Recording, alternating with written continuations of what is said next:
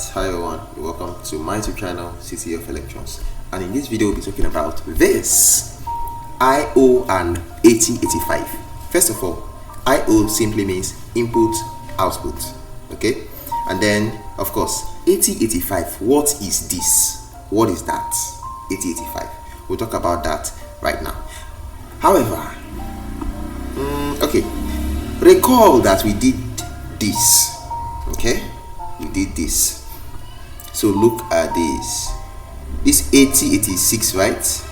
Then this is 8008. Now you can see between this and this, what are these? Names of what?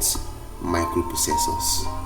Okay, so between this Intel 8008, Intel 8086, to 8088, and then that means you should have 8085 between this, okay, or around this.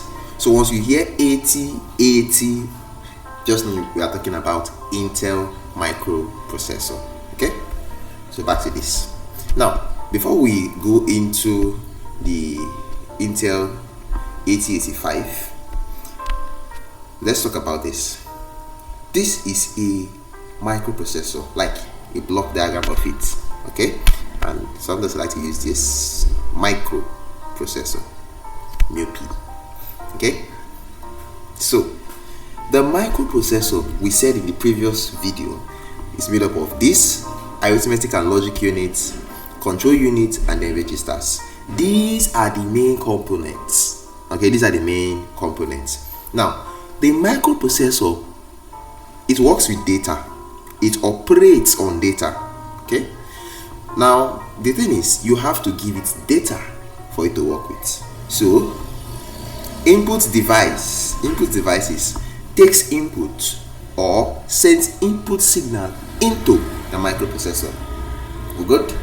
And then the microprocessor works with that data, do the processing, everything, arithmetic, all the logic and all whatever that's required, and then gives output, or let me say sends output. And this output is given out by output devices, okay? So what are these input devices? What are these input devices? Here we have them. Keyboard. So that is the microprocessor can receive input through what? Keyboard, switches and buttons, mouse or touchpad, sensors, and microphones. Okay, all these serves as input device. Now how about output devices? Of course we have them here. LED, okay, LEDs, which are light emitting diodes, and then LCD, liquid crystal display, or OLED, which is organic light emitting diode. Now for LEDs, of course, we know like after processing something, it will give out output, and that output means something the user can see to know that, okay, something has been done, or the computer or machine is trying to give me a signal based on a result. Okay, so LED turns on or turns off, things like that. And then liquid crystal display, of course, this is like our display, something like monitor, okay, monitor. And then speaker or buzzers, this is something audible, you can hear. For LEDs you can see it. For liquid crystal display, monitors, OLED monitors, also something you can see. But speakers and buzzers, something you can hear, okay? Of course, then relays and motors, okay? Rotation has to do with rotation, motors, okay? Just bear that in mind.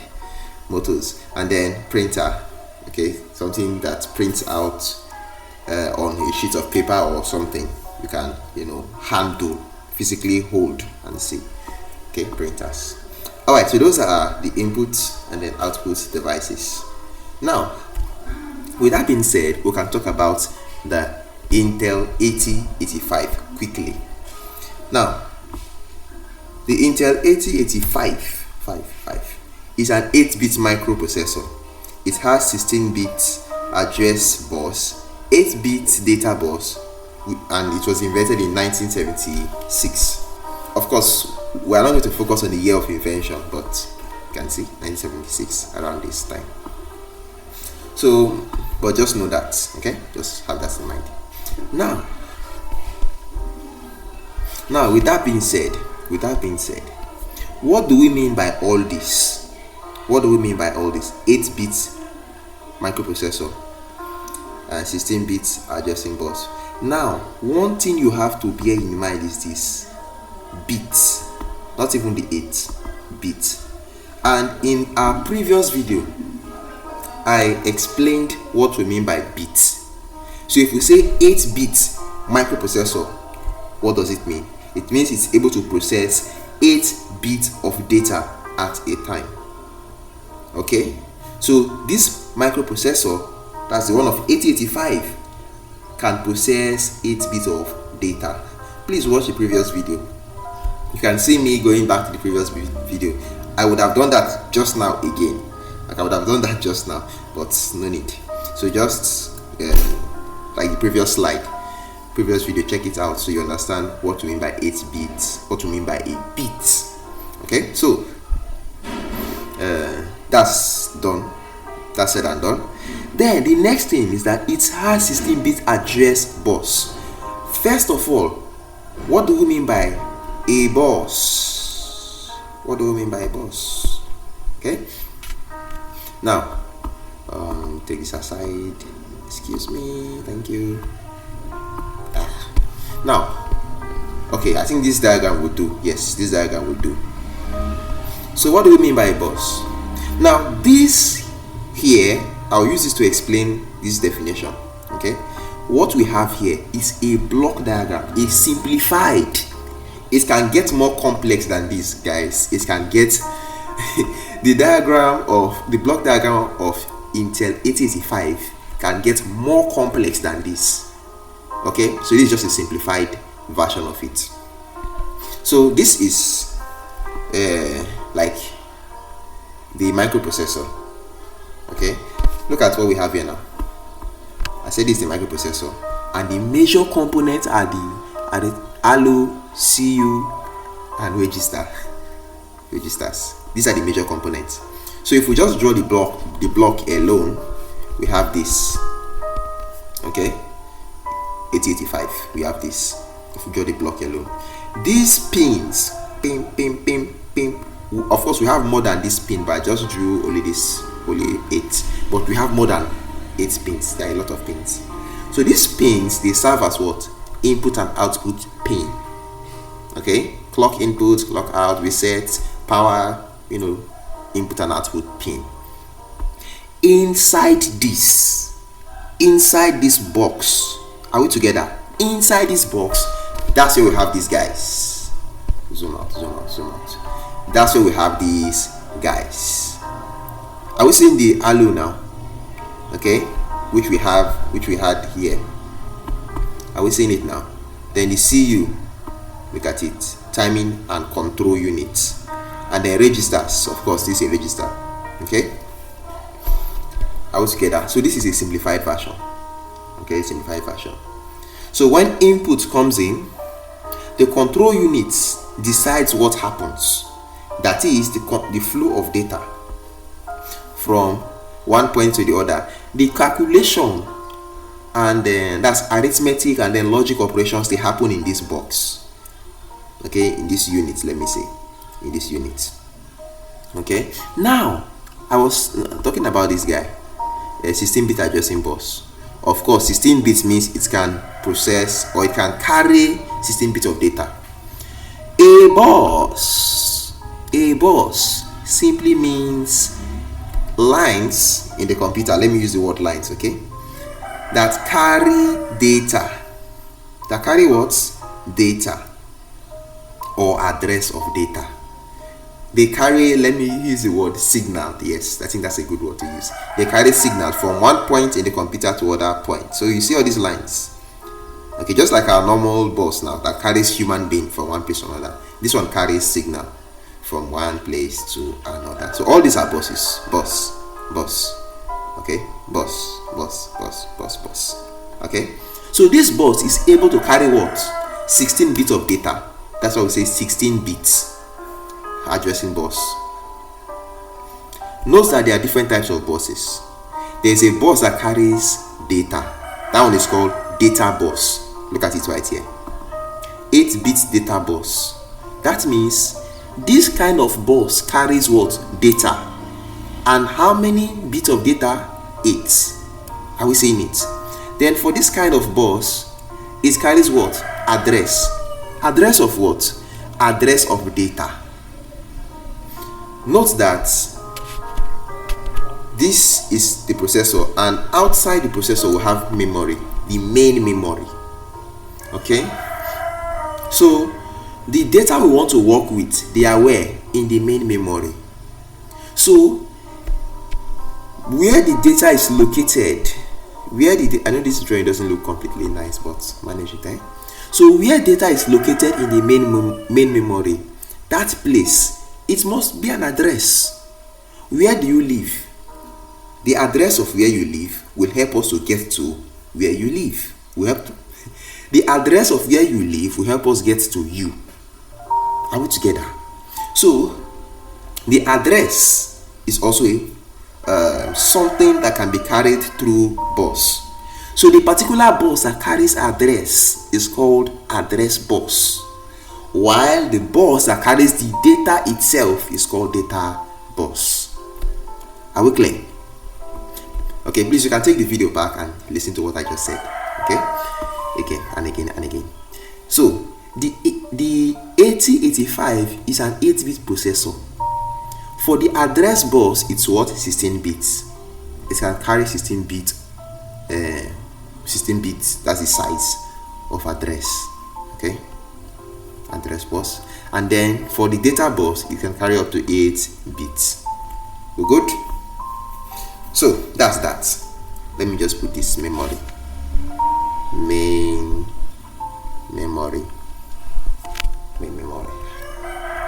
So what we have here, the arithmetic happens here, and then what? The outcome or the output is stored here in the accumulator. It's kind of the temporal memory. Okay, and the decoder, yes, it interprets the instruction that comes in. So that's the work of the decoder, to interpret the instruction that comes into the processor. And of course we have registers. There are different types of registers. Okay, so we'll explain further here using this guy right here. Okay, so now think of this. Think of it like a tiny office. I like this example so much. Now what happens there? The bus, which I just explained, is like a hallway. Okay, and then the ALU is the ALU is its calculator. The registers are its drawers. The flags are its small tiny notes indicating output of the calculator. Decoder is the interpreter. Clock is its heartbeat. Interrupts are knocks on the door, and the control unit keeps everyone doing their job on time. Okay, so now here are the following. I'll come back to this. Okay, I'll come back to this paragraph. Now the following are functions of 8085. The boss, we already explained that. Connect different points. Connect different points of parts together. Connect different parts together. Now, then the ALU, yes, we've explained this. Performs arithmetic and logical unit. Performs arithmetic and logical computation. The registers, yeah, they are storage devices. Registers are storage what? Devices. They hold data. Now, they are general purpose register, and they will have special purpose register. For general purpose register, there are 6, okay, nearly 6. Now that's it: B, C, D, E, H, and L. If you count 1, 2, 3, 4, 5, 6. Now looking at this, you don't see anything like A. You just start from B. Note that for A, come back here. For A, it's for the accumulator. And I made mention of the accumulator, saying that it's kind of the main memory for our processor. Like when you get your result, it's stored here okay, before it's taken to any other place, maybe like your main memory. Okay, now yeah, so these are general purpose register. They are open for like what you want to store something, any temporal storage or something. Then for the special registers, and they are commonly four. Okay, commonly we have four commonly emphasized special purpose register. Now they are what? The program counter, stack pointer, accumulator, and then flag register. Okay, then of course control unit just control the flow of data. Now for the program counter, what it does, of course it's a register, special register. What the program counter does is that it holds the address of the next instruction. Where is the next instruction? That means after we are done with the current instruction, what will be the next instruction, and where is the next instruction located? That is where we need the program counter. So while we are executing an instruction, the program counter will now hold the address of the next instruction. So immediately we complete the current instruction, the program counter supplies us the next instructions, supplies us the address of the next instruction, and then what happens to the program counter? It is incremented. Incremented meaning it increases to the next instruction, increases its value. Let me use the word value. Okay, so that's kind of the work of the program counter. Gives you the address of the next instruction, then it goes to the next, let me say next. Okay, just like saying this is current instruction, next instruction plus 1. Okay, so we have 1 2 3. So the program, this is your current instruction. If you are at this point, the program counter will hold this address. When you get to this point, the program counter will come to this address. Are we seeing what's happening? So that keeps the flow, okay, of execution. Then for stack pointer, this is stack, okay, and a stack works with the pattern of last in, first out. Just like, think of you have a bucket. Okay, if you have a bucket and then you drop in items. Okay, let's say you drop in one block, another block. What am I doing? You drop in one block. That block you drop we hit here now at the bottom. The next block you drop will be here, and the last block you drop will be here. So when you want to take things out of the stack, the last block you put in will be the first block you access. Okay, so stack pointer just points to an item in the stack. It helps us point to a particular item in the stack. Okay, now if you don't really get this whole thing here, no problem, just understand that we are giving an overview of this. Then accumulator, of course, I've talked about that already. So to make the video not too lengthy, I won't go into that again. You can take the video back and see what we talked about that. Okay, then for flags are also registers. Okay, note that we are talking about special purpose register.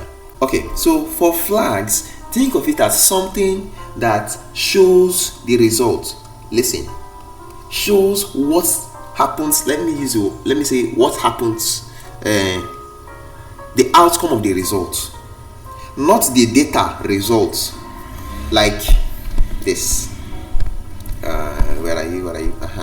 Now, after the ALU is done with its computation, of course the result, the data, it's held in the accumulator.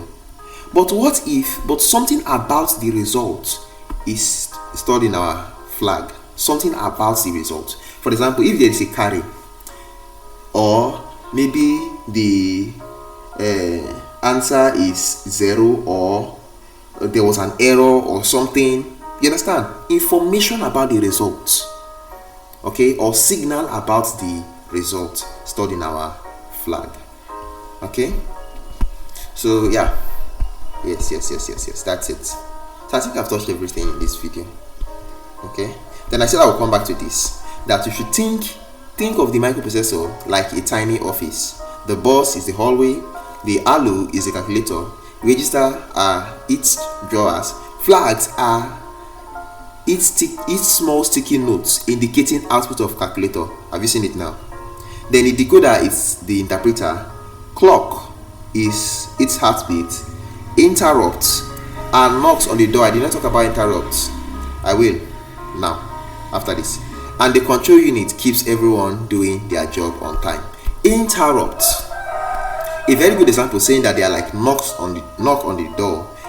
That is when you are when a program is being executed and there is something that comes up.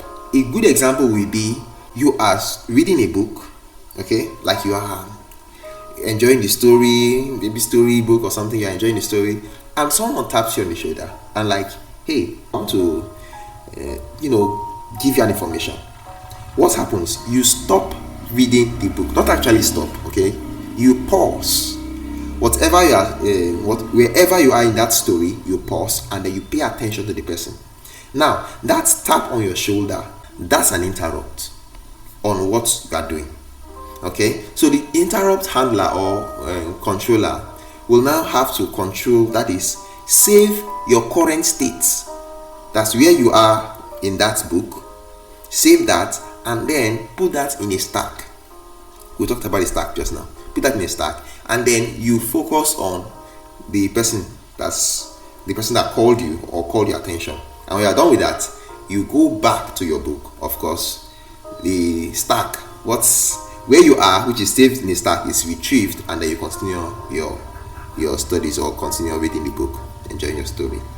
So that's the idea of interrupt. Okay, knock on the door. Just a simple way to put it. So yeah, that will be all for this video. And then yes. Yeah, that will be all for this video. So like, share, subscribe, comment, and I'll see you in the next video. Thanks for watching and bye for now.